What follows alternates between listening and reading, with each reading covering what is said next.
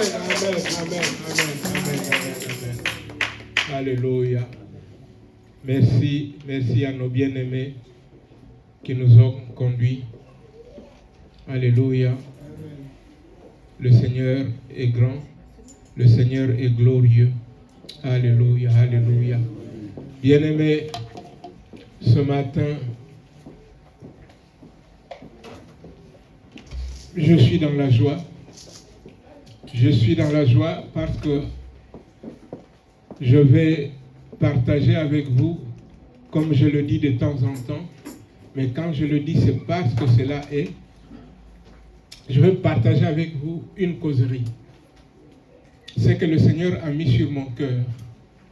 Et je remercie le Seigneur parce que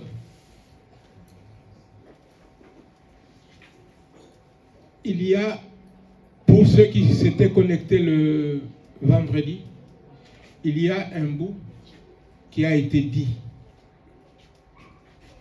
C'est Maman Hortense qui nous avait apporté le conseil de Dieu le vendredi.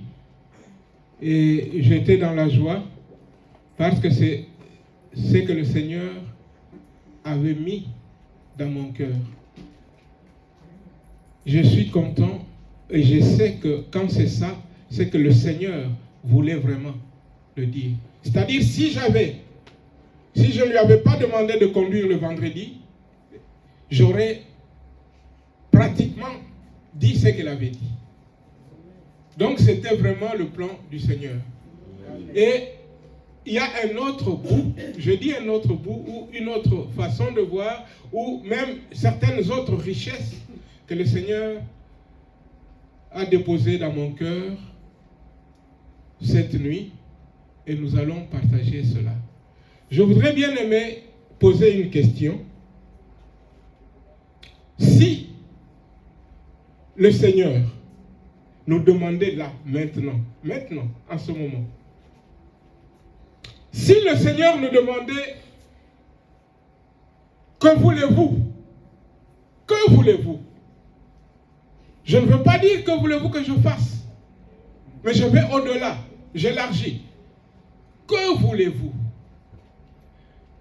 Le Seigneur te parle ce matin pour te poser cette question.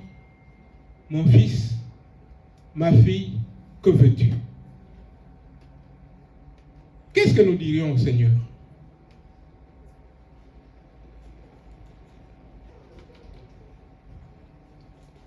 Que veux-tu?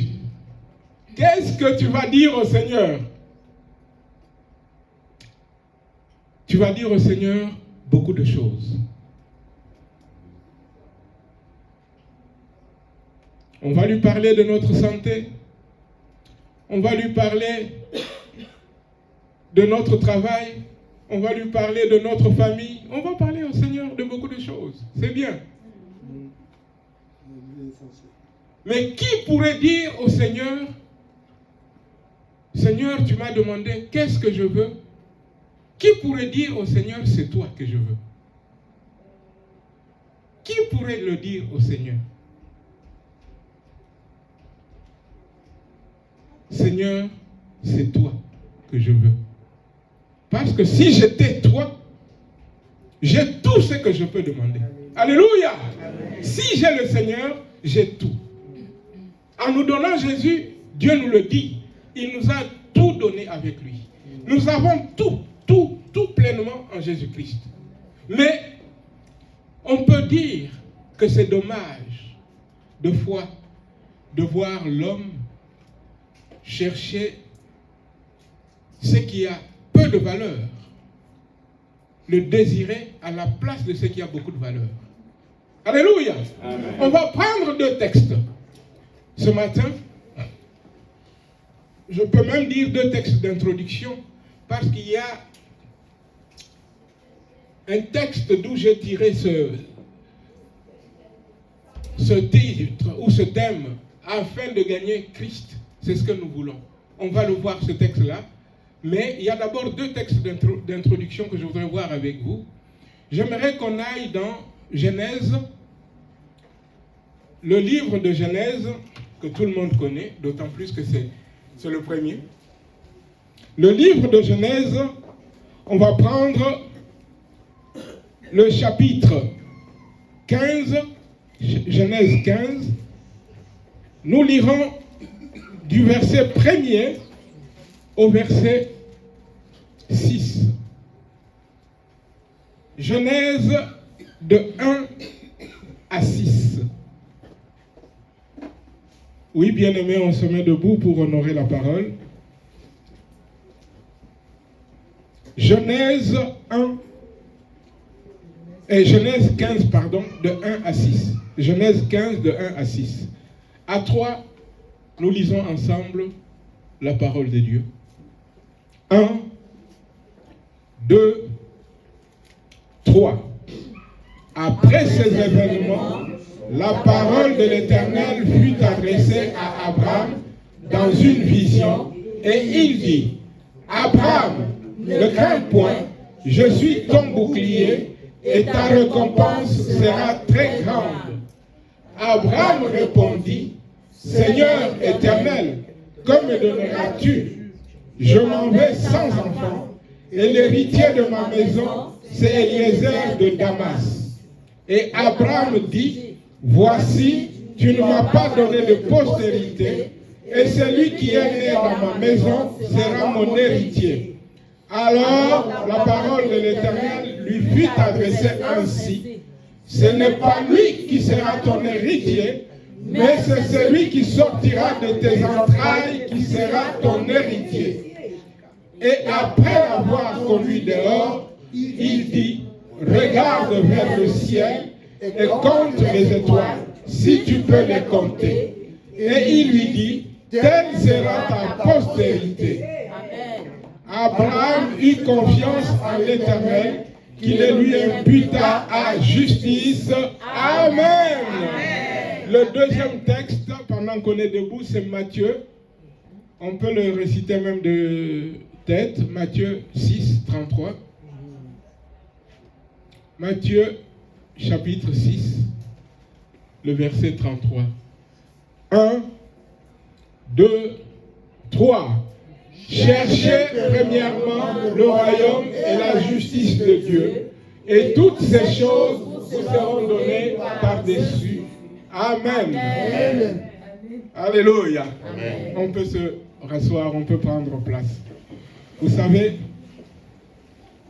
bien-aimés, avant de dire ceci, ce deuxième texte, avant de le dire, le Seigneur Jésus nous dit qu'il y a des choses qu'on demande à Dieu, c'est bien. Il y a des choses que même les païens peuvent demander. Même les païens désirent. Alléluia. Mais la différence entre les païens et nous, c'est que nous, on sait ce qui est primordial, ce qu'il faut demander.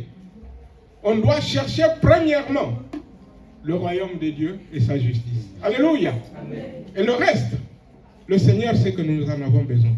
Il nous le donnera. Alléluia. Amen. Il est celui qui revêt.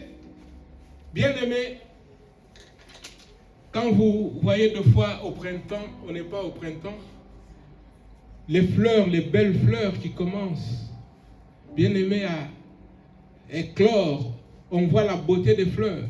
C'est le Seigneur qui habille ainsi. Vous voyez?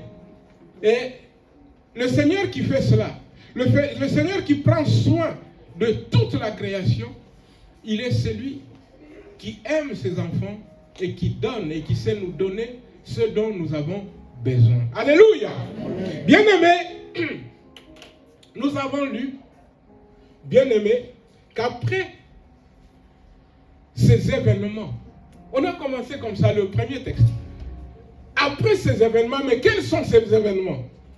J'aimerais rappeler brièvement ce qui s'était passé pour que chacun de nous ce matin comprenne ainsi le contexte. Bien-aimé, Abraham était chez lui. Abraham était chez lui. Voilà qu'on vient lui dire, ton neveu Lot, qui habite à Sodome, il a été pris prisonnier, amené captif par des rois qui, à leur tête, il y avait parmi ces rois une coalition de rois. Parmi ce roi, il y avait un certain Kedor le Hamer. Vous voyez, on vient dire à Abraham, ton neveu est parmi ceux qu'on a enlevés, parce que ces rois-là ont vaincu, ils ont amené les biens, les hommes, ils les ont amenés. On dit cela à Abraham, qu'est-ce que Abraham fait? Abraham prend ses vaillants serviteurs. La Bible nous en donne même le chiffre, 318. Il prend ses serviteurs, il dit, on va poursuivre ces gens-là pour ravir, pour les stopper, prendre tout ce qu'ils ont ramené et on va sauver Lot et avec lui tous ceux qui ont été faits prisonniers. Bien aimé, Abraham va, oui, Abraham a vaincu. Abraham a pris tous ces gens qui ont été captifs. Tous les biens, Abraham ramène. Mais sur le chemin de retour, Abraham fait 2 rencontres. Sur le chemin de retour, Abraham fait la première rencontre, on nous dit, c'est le roi de Sodome. Le roi de Sodome, un roi qui représente le diable. Ce roi sort devant Abraham et lui dit, Abraham, on fait un deal. Tous les gens que tu ramènes, les hommes et les femmes, donne-les-moi. Mais moi, je te laisse tous les biens matériels là, que tu ramènes. Vous voyez, bien aimé, c'est comme le diable qui nous pousse souvent à faire le mauvais choix. Entre les hommes et les biens, qu'est-ce qui a plus de valeur? Ce sont les hommes. Le diable dit, laisse-moi les hommes. Tu vois, toi, je vais te rendre riche. Prends tous les biens. Abraham lui dit non.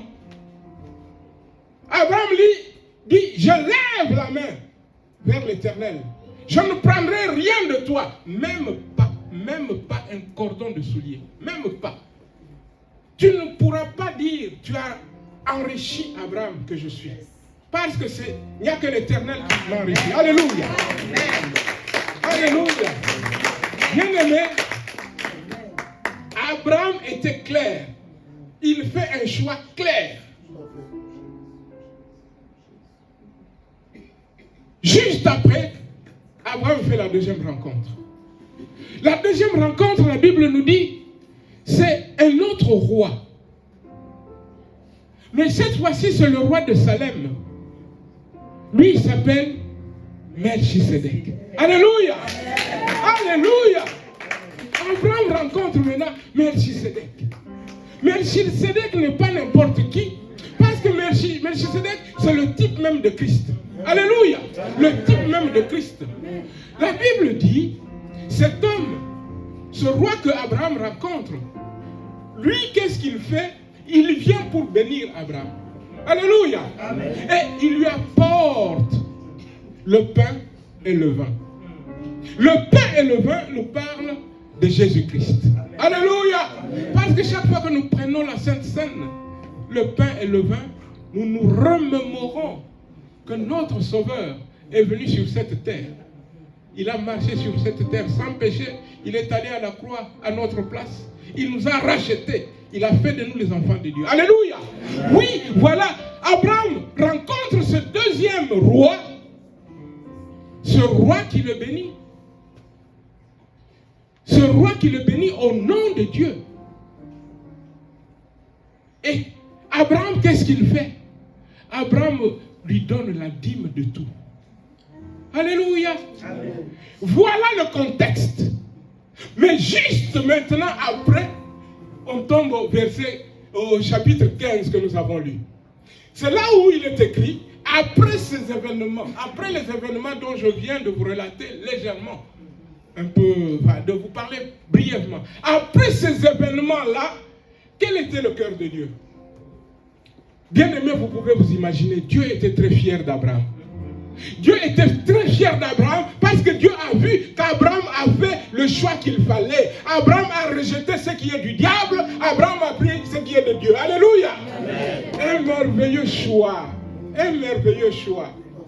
Voilà ce que Dieu dit à Abraham. Abraham, après ces événements, la parole de l'Éternel fut adressée à Abraham dans une vision. Et il dit, Abraham, ne crains point. Je suis ton bouclier. Et ta récompense sera très grande. Alléluia! Alléluia! Dieu est content. Dieu est content de son fils. Dieu est content. Dieu lui dit, ne crains rien, je suis là. C'est-à-dire que Dieu se propose d'être son défenseur. Alléluia. Dieu lui dit, c'est moi qui vais être ton bouclier. Alléluia. Et tu auras une très grande récompense. Alléluia. Bien-aimé. Mais passons maintenant au verset 2. Que dit le verset 2?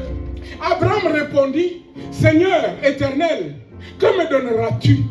Je m'en vais sans enfant et l'héritier de ma maison, c'est Eliezer de Damas. Bien-aimé, je voudrais qu'on comprenne ce qui se passe là. Je voudrais qu'on voit le niveau. Abraham a fait un choix, comme on a dit. Abraham a choisi Dieu. Il a choisi Melchisedec. Il a choisi Jésus-Christ. Il a rejeté le diable. Le cœur de Dieu est dans la joie. Dieu est content. Dieu s'approche. Dieu dit à Abraham, Abraham, désormais, c'est moi qui suis ton bouclier. Et tu auras une très grande récompense. Écoutez bien. Dieu dit à Abraham, tu auras une très grande récompense. Quelle est la réponse d'Abraham? Bien-aimé, Dieu amène Abraham dans les hauteurs et Abraham redescend dans la bassesse, dans ce qui n'a pas de valeur. Dieu lui dit, je suis ton bouclier. Nous devons réaliser ces choses-là. Dieu dit à Abraham, c'est moi qui suis désormais ton bouclier. Dieu dit à Abraham, tu auras de grandes choses. Tu auras des choses merveilleuses. Écoutez, c'est la parole de Dieu. Dieu dit, très grande récompense. Très grande récompense. Dieu n'a même pas dit récompense. Il dit très grande récompense. Bien aimé, mais tout de suite, Abraham ramène au matériel. Abraham dit, oui, mais vous savez, si on continue, on va voir. Abraham lui dit, Abraham l'accuse même. Abraham dit à Dieu, tu ne m'as pas donné d'enfant. Vous comprenez? Tu ne m'as pas donné d'enfant, je m'en vais sans enfant. Et regarde, j'ai beaucoup de choses. Mais mon héritier, c'est qui si je meurs? Mon héritier, c'est un étranger. C'est Eliezer de Damas. Ce n'est même pas mon fils, je n'ai pas de fils. Dieu fait monter Abraham. Abraham redescend. Dieu te dit, je te donne ma présence. Abraham dit, mais je veux un enfant. Qu'est-ce qu'un enfant vis-à-vis de la bénédiction de Dieu, de la protection et de la très grande récompense? Vous voyez, bien aimé, ce qui se passe. Et très souvent, bien aimé, c'est comme ça que nous agissons. Il y a de très grandes récompenses qui nous attendent. Mais nous, à cause de broutilles, on est prêt à redescendre. Avant de continuer, j'aimerais raconter une histoire. C'est une anecdote. Peut-être que vous avez déjà entendu ça. C'est l'histoire d'une fille, d'une femme très belle. D'une femme très belle, cette femme se promène en ville comme vous faites souvent, devant un magasin. Dites-moi, mes sœurs, qu'est-ce que vous préférez d'habitude? Devant un magasin de bijoux. Cette femme-là s'arrête devant le magasin de bijoux et le regarde. Elle regarde. Elle reste longtemps, elle regarde. Le propriétaire du magasin se trouve être un bijoutier. Il sort, il dit à la femme, rentrez. La femme rentre avec joie. Il dit à la femme, choisis là, dans ce magasin, choisis n'importe quel bijou que tu veux. Je te l'offre. Je te le donne gratuitement. Ah. La femme reste quelques instants. La femme regarde le monsieur. La femme lui dit, je préfère le bijoutier au bijou. Je préfère le bijoutier. La femme a compris une chose, que si j'ai le bijoutier, j'ai tous les bijoux du magasin. Vous voyez? Si j'ai le bijoutier, le magasin sera à moi. J'aurai tous les bijoux que je veux. Abraham, Dieu lui dit, je suis ta très grande récompense. Abraham, tu auras beaucoup de choses, beaucoup de récompenses. Ta récompense sera très grande. Abraham pouvait choisir le bijoutier, le créateur de toutes choses. C'est lui qui dit un mot et la chose arrive. Alléluia. C'est lui à qui tout appartient. Abraham lui dit, que me donneras-tu? Que me donneras-tu? Tu ne m'as pas donné d'enfant. Et dans ma maison, c'est un étranger qui va hériter de tous mes biens si je meurs. Vous voyez, bien aimé, ne jetons pas vite la pierre sur Abraham, parce que c'est exactement ce que nous faisons. Je vous ai posé une question en commençant. Si Dieu était là physiquement, ou tel qu'on est là, on entend la grosse voix, parce que vous savez, on représente Dieu par la grosse voix. Là. Dieu dit, mes enfants, dites-moi, qu'est-ce que vous voulez? Je vous ai dit, très souvent, on va dire, Seigneur, moi je veux du travail. Seigneur, moi je veux... je veux la voiture. Je veux une poche. Bien-aimé, il suffit d'écouter nos prières tous les jours.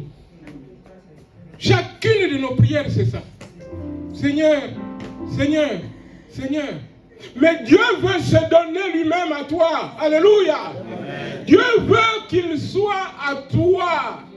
Avec lui, tu auras tout. Amen. Avec lui, tu auras tout. Amen. Voilà pourquoi, bien-aimé, il faut savoir donner de la valeur aux choses.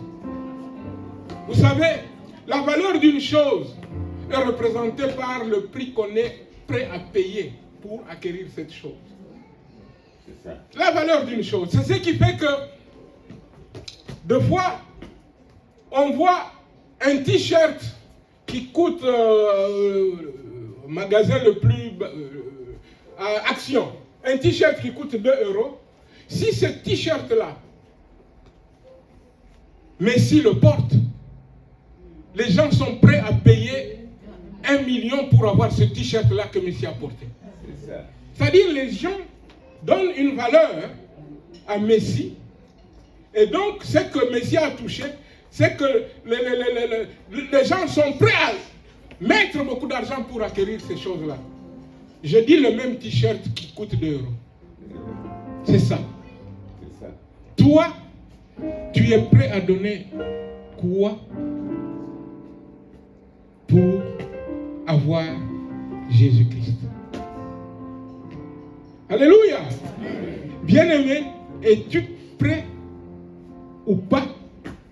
Et si tu es prêt à quoi? Mais comme je viens de vous dire, pour que tu donnes une valeur, il faut que tu connaisses la chose. Il y a longtemps, j'avais été choqué par quelque chose.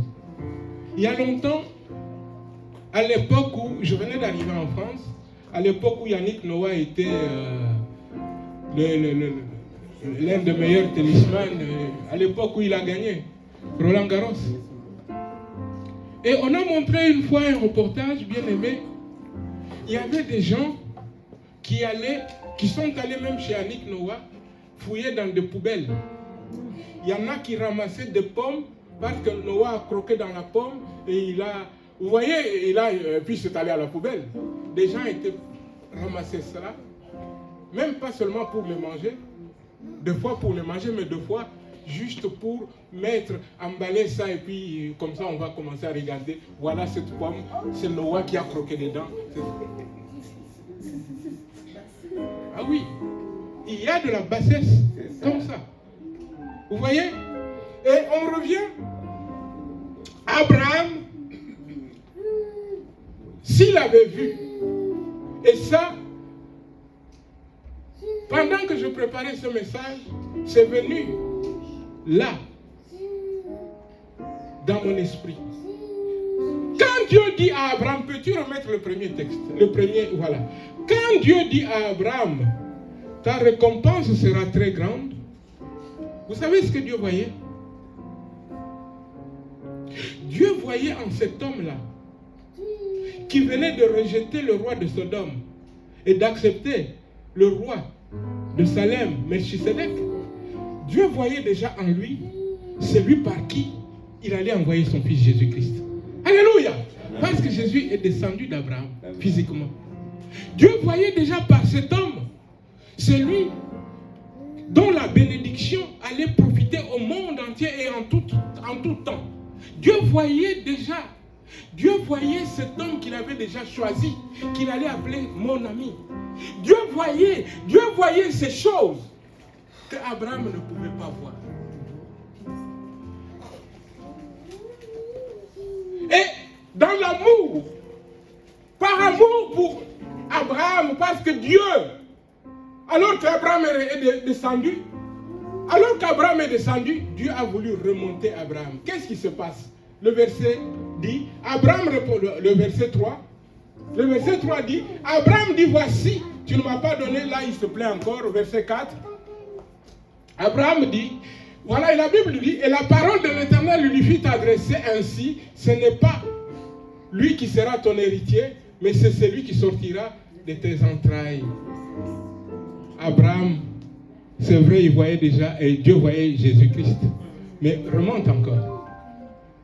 Écoutez, dans sa bonté, Dieu lui dit, non, on va au 5, au 6. Voilà 5. Qu'est-ce que Dieu dit? Dieu prend Abraham. Dieu est bon. Dieu pouvait dire, mais regarde cet homme. Mais Dieu prend Abraham, dit, viens, sortons. Dieu dit, regarde vers le ciel et compte les étoiles, si tu peux les compter, telle sera ta postérité. C'est-à-dire, toi, tu vois un enfant. C'est ce qu'il avait dit. Hein? Tu ne m'as pas donné, je n'ai pas un héritier. Abraham voulait un héritier.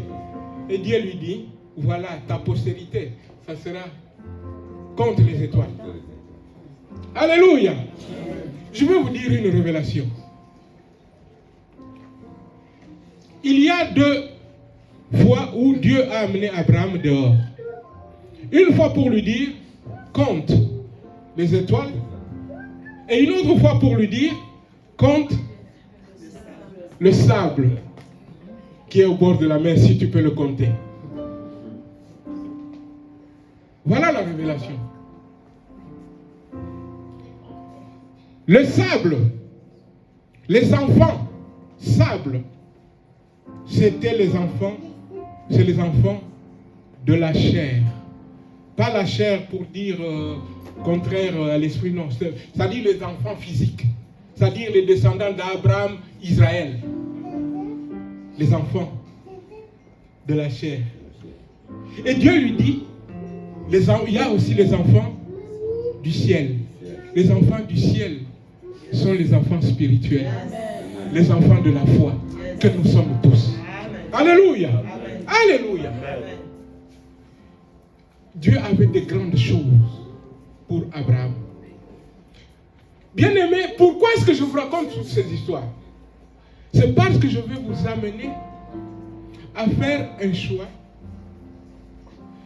Je vais vous amener à travailler pour chercher Jésus et non les biens. Alléluia. Cherchez à avoir Jésus et non à avoir les biens de ce monde. Bien-aimés,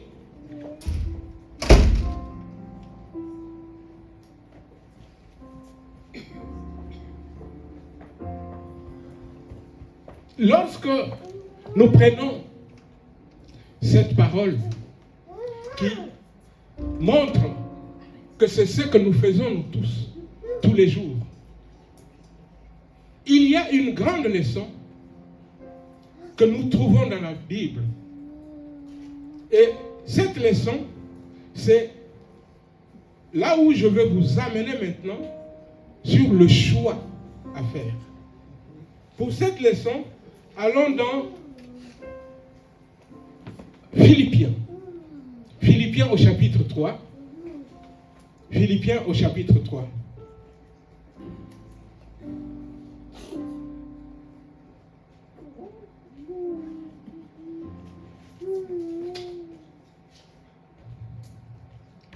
Peux-tu commencer directement? Prends même les 2 versets justes. Ah oui, on peut commencer au début. Philippiens 3, 1. Au reste, mes frères, réjouissez-vous dans le Seigneur. Je ne me lasse pas de vous dire les mêmes choses. Pour vous, cela est salutaire. Prenez garde aux chiens. Voilà.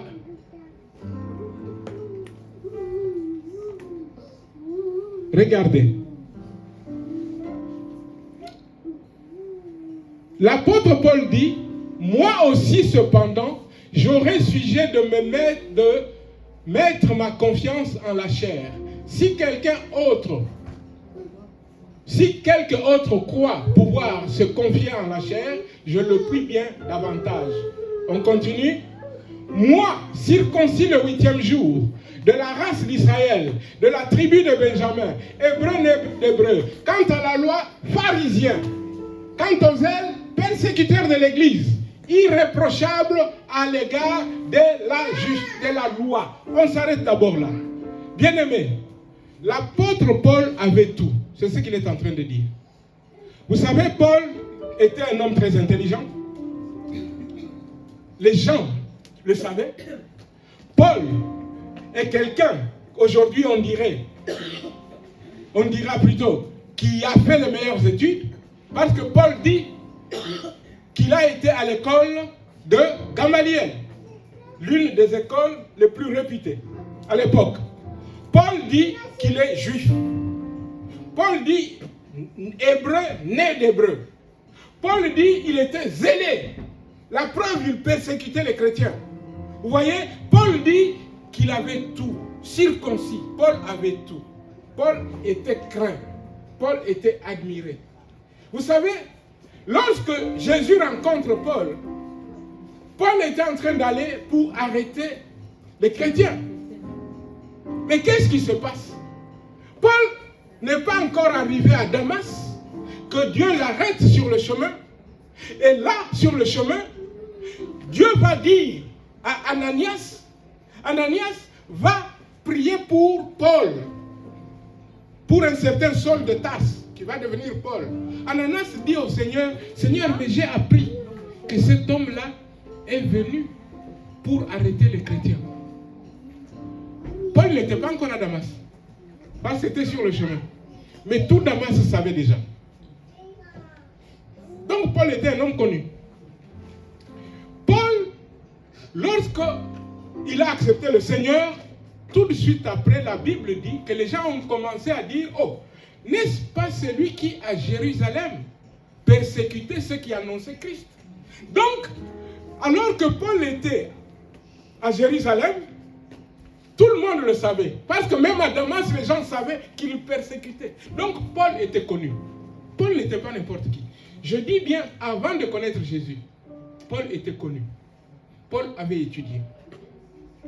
Paul était respecté. Spirituellement, c'était un homme qui connaissait la loi.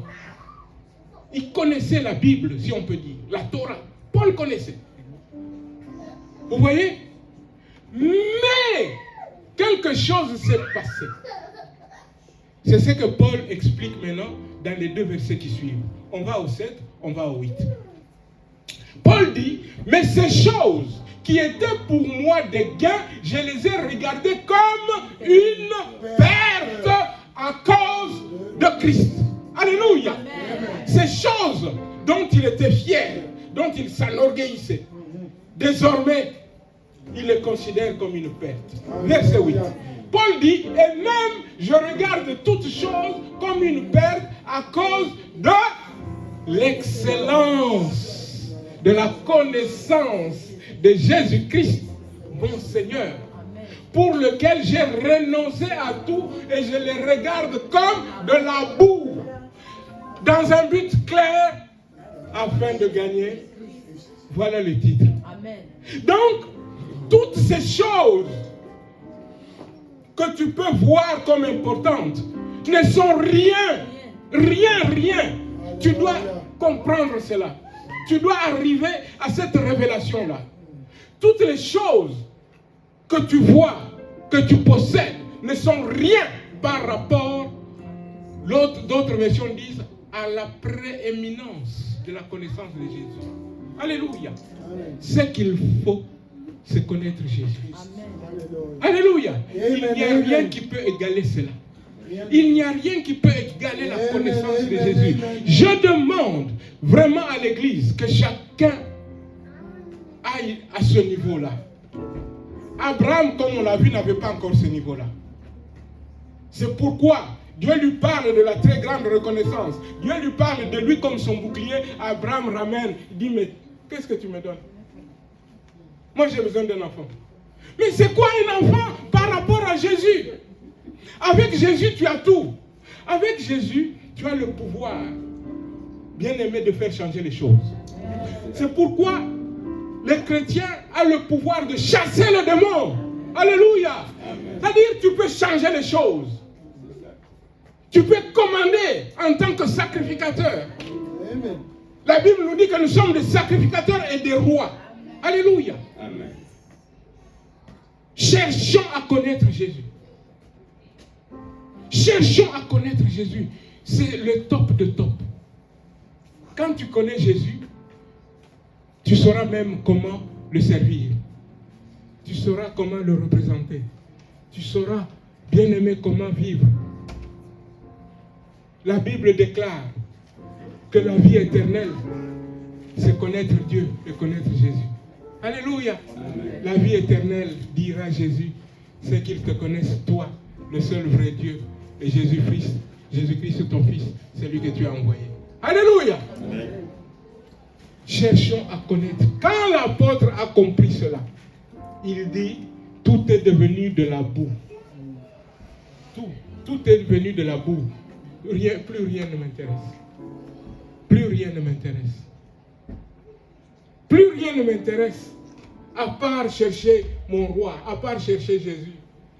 Parce que je sais, comme la femme de tout à l'heure, qu'avoir le bijoutier, j'aurai tous les bijoux. Alléluia.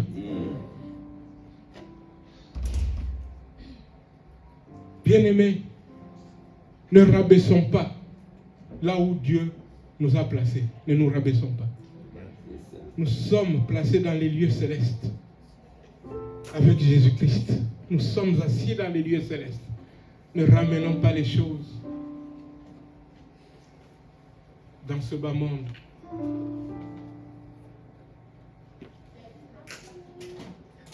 Ne ramenons pas les choses dans ce bas monde. Il faut comprendre que ce qu'il faut, c'est l'excellence de la connaissance de Jésus-Christ. La parole de Dieu est trop belle. Amen. L'excellence de la connaissance de Jésus. Ce qu'il y a de meilleur, ce qu'il y a de merveilleux, ce qu'il y a de plus grand. Vous voyez, c'est la raison pour laquelle, bien aimé, Paul lui-même, on va prendre ça, on va prendre ces deux lectures. Regardons premièrement dans Colossiens. Paul lui-même, Colossiens au premier chapitre, ça commence à 9. Paul lui-même dit, ce qu'il voulait, c'était prier pour les églises, pour avoir la connaissance, pour exceller dans la connaissance de Jésus. Qu'est-ce que Paul dit? Il dit, C'est pour cela que nous aussi, depuis le jour où nous en avons été informés, nous ne cessons de prier Dieu pour vous. Dans quel but? Nous demandons à Dieu que vous soyez remplis de quoi? De la connaissance. De la connaissance de sa volonté en toute sagesse et intelligence spirituelle. Regardons le 10. Pour marcher d'une manière digne du Seigneur et lui être entièrement agréable, portant des fruits en toutes sortes de bonnes œuvres et croissant par la connaissance de Dieu. Ce qu'il faut, c'est connaître celui qui t'a aimé le premier, celui qui t'a créé, celui qui t'a racheté, et celui pour qui tu es là. Amen. Alléluia. Amen. Cherche à le connaître. On ne va même pas poursuivre. Prenons un autre texte. Allons dans Éphésiens, au premier chapitre aussi. Éphésiens au premier chapitre. Prenons juste un seul, le 17. Le 17. Afin que le Dieu de notre Seigneur, j'ai dit le 17, mais c'est vrai que, en fait, c'est aussi une prière. Là, on a vu Paul qui priait pour les Colossiens. Ici, il prie pour les Éphésiens. Il prie que le Dieu de notre Seigneur Jésus-Christ, le Père de gloire, vous donne un esprit de sagesse et de révélation dans sa connaissance. Cherchons à connaître. Connaissons et cherchons à connaître. Alléluia. Amen. Je suis content, je veux le dire. Je suis content de voir le zèle que montrent les chrétiens. Je suis fier aujourd'hui vraiment de trésors. Fais juste ça. Fais juste ça. Que le Seigneur te bénisse. Voilà pourquoi je le dis. Depuis toute cette semaine, vous savez, il y a 2 semaines et encore une semaine, le pasteur Jean-Claude a demandé même au papa, connectez-vous, priez. Depuis cette semaine, Trésor s'est beaucoup connecté. Et il s'est connecté, je ne sais pas s'il va au travail ou voilà, il mettait sans parole, comment on appelle ça? Il mettait muet, mais à la fin il ouvre, juste pour prier un peu. Et ce vendredi, il a même ouvert un peu plus. Que le Seigneur soit béni. Amen. Alléluia. Amen. Je t'encourage. Les papas, que ce soit le cas pour vous tous. Amen. Amen. L'église n'appartient pas qu'aux sœurs. C'est vrai, non? Ah.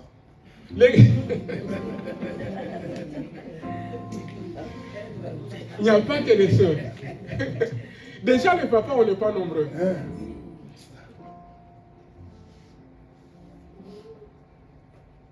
Connectez-vous. Cela montre la soif de connaître Jésus. Amen, amen. Ce dont nous parlons. Alléluia. Amen. Et pour terminer, je voudrais vous dire que c'est tellement ce que Dieu veut. Dieu veut cela. Regardons, avant de dire cela, regardons un texte. Allons dans Matthieu. Matthieu au chapitre 16. Matthieu 16, nous lirons à partir du 13. Matthieu 16, 13. Écoutez ce que Jésus dit quand Jésus arrive dans une ville, à Césarée de Philippe. Jésus va poser une question.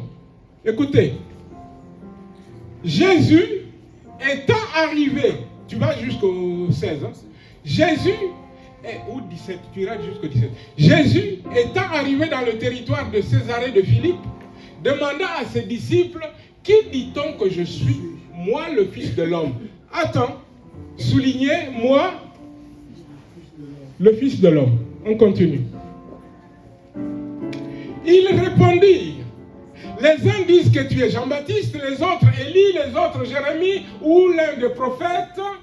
Et vous, leur dit-il, qui dites-vous que je suis? Simon-Pierre répondit, tu es le Christ, le Fils du Dieu vivant. On passe. Jésus, reprenant la parole, lui dit, tu es heureux, Simon, fils de Jonas, car ce ne sont pas la chair et le sang qui t'ont révélé cela, mais c'est mon Père qui est dans les cieux. Reviens en arrière, le verset 16. Le verset 16. Je vous ai dit tout à l'heure de souligner Fils de l'homme. Maintenant, il y a la réponse. Jésus a dit, qui dit-on que je suis, moi, le Fils de l'homme? Jésus s'est appelé Fils de l'homme. Et Pierre répondit, tu es le Christ, tu es le Fils du Dieu vivant. Trois choses. Trois révélations. Jésus est le Fils de l'homme. Il faut connaître Jésus dans son humanité. Un homme venu sur la terre. Dieu qui s'est fait homme. Tu veux connaître Jésus? Connais Jésus dans cet angle-là. 2. Connais Jésus comme le Christ. Le Christ, ça veut dire c'est lui qui est loin de Dieu, l'envoyé de Dieu. C'est en ce titre-là que la Bible nous montre souvent Jésus comme l'apôtre. On nous dit l'apôtre, notre apôtre, c'est Jésus-Christ. On nous dit le plus grand des prophètes. On nous dit le plus grand des évangélistes. On nous dit le plus grand des bergers. On nous dit le plus grand des enseignants. Vous voyez, là, quand on saisit cela, on saisit ce qu'on est en train d'étudier. Les ministères. Jésus, les ministères qu'il a donnés à l'Église, ce sont ces ministères. C'est lui. Jésus veut qu'on le connaisse aussi comme le Fils de Dieu. Alléluia. Voilà les révélations. Donc, nous devons exceller dans ces choses-là. Beaucoup de gens qui ne connaissent Jésus comme le Fils de l'homme, ils auront du mal à le connaître. Parce qu'il y a des choses qui vont les dépasser. Dis, mais s'il est Fils de l'homme, mais c'est un homme, il n'est pas Dieu. Beaucoup n'acceptent pas Jésus à cause de ça.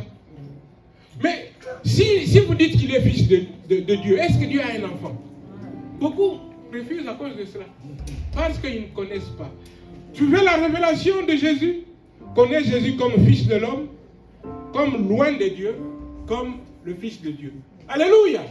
Et ce n'est pas fini. Dieu n'a pas voulu que ça. Dieu a voulu aussi nous donner 4 évangélistes. Matthieu, Marc, Luc et Jean. Alléluia. Matthieu nous parle de Jésus comme roi. Le roi que Israël attendait. Il faut connaître Jésus comme le roi qu'Israël attendait. Alléluia. Parce que beaucoup ne comprennent pas ça. Beaucoup pensent même qu'Israël est rejeté, l'Église a remplacé Israël. Et non, et non, et non. Jésus est le roi. Et quand il reviendra, nous savons ce que la Bible dit. Quand il mettra les pieds sur le mont, quel mont? Le mont des Oliviers. Jésus mettra ses pieds là, quand il revient. Jésus est le roi. Il faut le connaître comme roi. Dieu ne nous a pas donné qu'un seul évangéliste, il nous a donné deuxième évangéliste, Marc. Marc qui nous fait connaître Jésus sous l'aspect j'allais dire un envoyé, un serviteur, d'un serviteur. C'est pourquoi Marc traite Jésus comme un serviteur. Alléluia. Amen.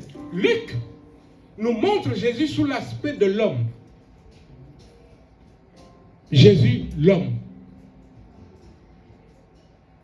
C'est pourquoi, je m'arrête d'abord là. Quand vous lisez souvent, quand vous lisez Matthieu, même là où on parle de royaume, on dit royaume de Dieu.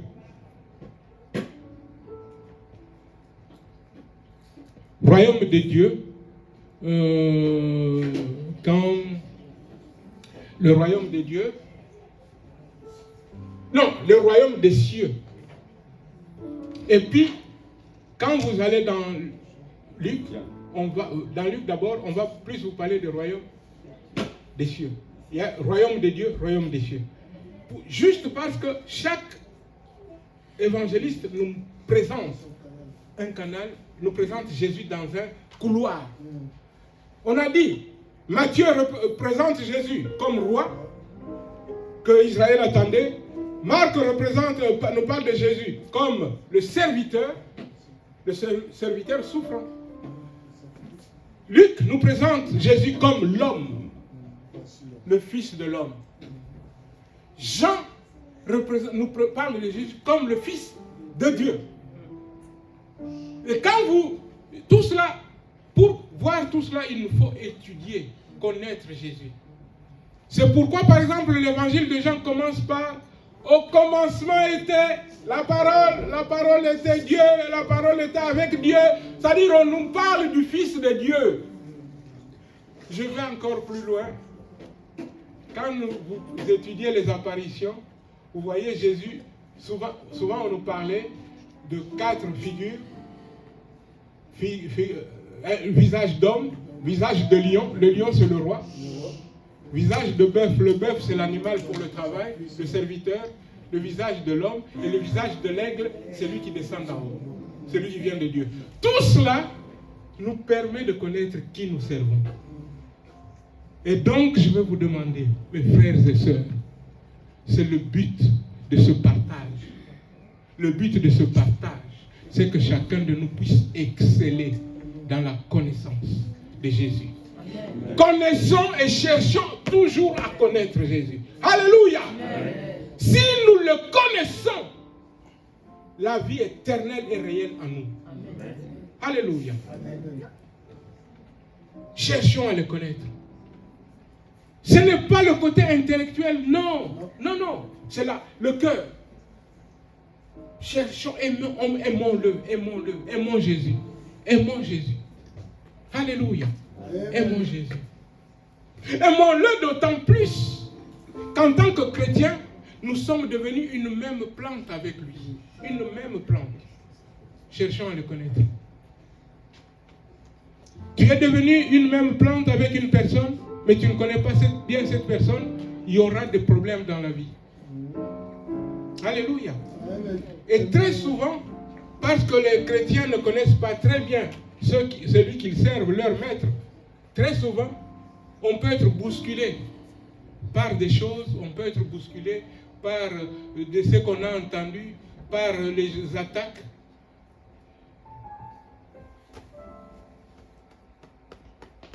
Si nous connaissons Jésus, nous connaîtrons l'Église et nous aimerons l'Église.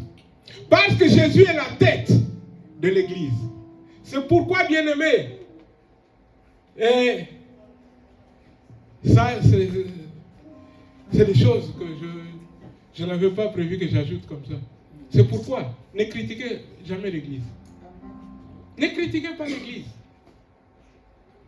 L'Église n'est pas composée de gens honnêtes, bien, des gens... non. C'est les pécheurs qui sont venus, que le Seigneur est en train d'améliorer, il les a sauvés. C'est déjà ça l'essentiel. Ne critiquez jamais l'Église. Ne critiquez jamais les serviteurs de Dieu. Vous pouvez être contre ce qu'ils disent. Ça oui. Parce que on ne dit pas toujours des choses correctes. Ni on ne dit pas toujours ce qu'il faut. Des fois même on dit de très mauvaises choses. Mais ne critiquez pas, ça ne vous avancera à rien. Lorsque l'apôtre Paul était en train de maltraiter les chrétiens, il était loin de s'imaginer que c'était Jésus qu'il maltraitait. Jusqu'à ce que Jésus lui dise, « Saul, Saul, pourquoi me persécutes-tu » Paul demande, « Mais qui es-tu, Seigneur ?» ?»« Mais je suis Jésus que tu persécutes. » Mais Paul était loin. Il n'y a pas, je vais vous dire une chose. Il n'y a pas une église mauvaise.